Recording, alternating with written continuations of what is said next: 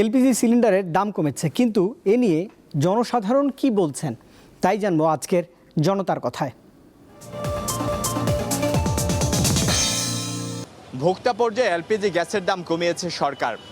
জুলাই মাসের জন্য 12 কেজি সিলিন্ডারের দাম 1885 থেকে 357 টাকা কমিয়ে 1528 টাকা করেছে বিইআরসি।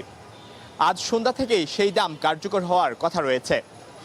মাঠ পর্যায়ে সাধারণ ভোক্তারা এর সুফল কতটুকু পাবেন? কমছে, 2 দিন পর আবার দাম বাড়াই দিবে। কি লাভ হইতেছে? দাম কমায়া যেই লাভ এই কদুই।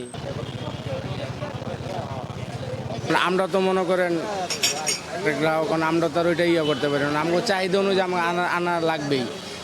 কোনো জায়গা থেকে 1 টাকা বেশি আর কোনো জায়গা থেকে 2 টাকা বেশি, এই আমাদের তো আনা লাগবেই। 1350 টাকাতে এক চান্সে উঠে গেল 2100 টাকা, তারপরে এই একটু নামছে 1900 টাকা। আপনি দেখবেন কমাইছে তো ওই সোনাপন্থী। এখন আমরা তো আমাদের জায়গা থেকে বলি, ব্যবসায়ীদেরকে বলি যে সরকারের রেট এত, কিন্তু ব্যবসায়ীরা তো কোনো কথা আমলে নেয় না।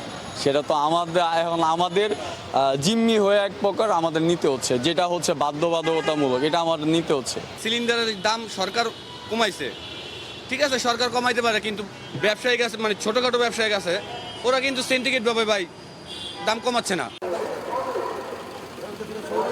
সরকার যখন কমাই দিছে, আমার মনে করেন 15 দিনের ভিতরে আমার গ্যাস লাগবে, তখন আবার আমি বুঝতে পারবো যে দাম কতটুকু কমাইছে।